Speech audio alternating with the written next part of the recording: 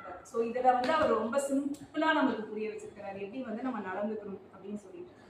இதுல இன்னொரு முக்கியமா நம்ம தெரிஞ்சுக்க வேண்டியது என்னன்னா, இந்நிலையில் நாம் எதை செய்தாலும் அகங்காரமற்று செய்வோம். ஸோ அந்த தான் அப்படின்ற ஒரு இது அந்த அந்த நிலையை நோக்கி நம்ம நவரும் போது நமக்கு அந்த ஈகோ அப்படின்றது சுத்தமா காலியாயிடும். ஸோ இதுக்கு முன்னாடி நம்ம பார்த்ததோட தொடர்ச்சியா தான் இதை வந்து பார்த்துட்டு இருக்கோம். ஈவன் பப்பா ராமதாஸ் அக்கா சொன்னாங்க, அகமுகமா நம்ம வந்து போகணும். ஈவன் செல்வகுமார் சார் சொன்னப்போ நம்ம அந்த சிவஸ்வரூபம் வந்து நமக்கு அந்த கடவுள் காட்சி எப்ப சித்திக்கும் அப்படின்றத பத்தி சொன்னாரு. அந்த ஈகோ அப்படின்றது வந்து டோட்டலா வந்து நமக்கு காலியாகும். அப்படி செய்தால் எல்லாம் சிவஸ்வரூபமாய் போகும். இதுக்கும் யோகி வந்து எப்படி சொல்லியிருக்கிறாரு அப்படின்னா, அப்பா வந்து உங்க எல்லாரையும் உங்களோட ஈகோ வழியா வந்து ஏற்கிறாரு, ஆனா என்ன வந்து என்னன்னா நேரடியா ஏற்கிறாரு அப்படின்னு சொல்லிட்டு அதையும் வந்து நமக்கு ரொம்ப சிம்பிளாவே வந்து சொல்லிட்டு போயிருக்கிறாரு. சோ இது மூலமா நமக்கு என்ன ஆகும் அப்படின்னா, நமக்கு ஒரு இது ஈகோவும் இருக்கக்கூடாது, அந்த நான் யார் எல்லாம் கடந்து நம்ம வந்து அகமுகமா டிராவல் பண்ணும்போது மாணிக்கவாசகர் சொன்னது போல காதலாக்கி கசிந்து கண்ணீர் மல்லி.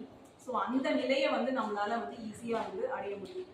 இதுக்கு ஒரு சிம்பிளா ஒரு இது சொல்லணும் அப்படின்னா, நமக்கு பிடிச்ச உணவோ இல்லை ஒரு ஐஸ்கிரீம் சாப்பிட்றோம், நமக்கு பிடிச்ச பாட்டு கேட்கும் போது நமக்கு எப்படி இருக்கு, ஒரு ஒரு சுகமா இருக்கு, இதுலயே இருந்துடலாமான்னு தோணுது.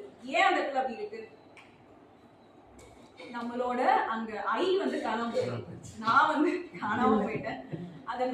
அந்த எண்ணம் இல்லாத ஒரு நிலைமையில அது கொஞ்ச நேரம் இருக்கும், கொஞ்ச நேரம் தான்.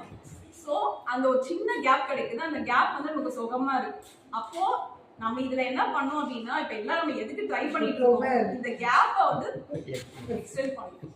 சிம்பிளா அதுதான் அந்த கேப். அந்த இதை சிம்பிளான எக்ஸாம்பிள் ஞாபகம் வச்சிட்டோம்னா போதும். இந்த கேப்பை வந்து எக்ஸ்டெண்ட் பண்ண என்ன ஆகும் அப்படின்னா, அல்டிமேட்டா நமக்கு அந்த நிரந்தரமான சுகம், அந்த சின்ன வெளி உலக விஷயத்திலே இத்தூண்டு சுகம் நம்மளுக்கு கொடுக்க முடியுதுன்னா, அப்ப இந்த பரந்த விரைந்த இந்த யூனிவர்சல் கான்சியஸ்னஸ் எவ்வளோ சந்தோஷம் கொடுக்க முடியும், எவ்வளோ சுகம் நமக்கு வந்து கொடுக்க முடியும்.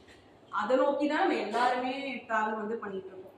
அந்த நானற்ற அந்த சின்ன கேப்பை நம்ம இன்னும் பெருசாகணும், அதுதான் நம்மளோட இலக்கா வந்து இருக்கணும்.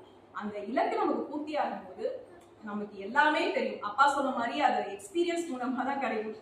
எவ்வளவுதான் நான் சொன்னாலும் அது புரியாது. இப்போ ஐஸ்கிரீம் சாப்பிட்ட சூப்பரா இருந்ததுன்னா உங்களுக்கு அது ஒரு மாதிரி அனுபவமா இருக்கும், எனக்கு ஒரு மாதிரி அனுபவமா இருக்கும்.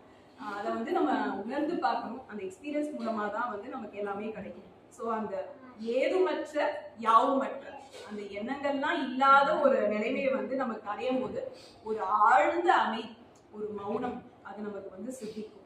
அந்த சுகம் வந்து எப்படின்னா அதை நம்ம அனுபவிச்சாதான் நம்மளால வந்து தெரிய வருது. ஃபைனலா வந்து எப்படி சொன்னா ஒரு சம்மரை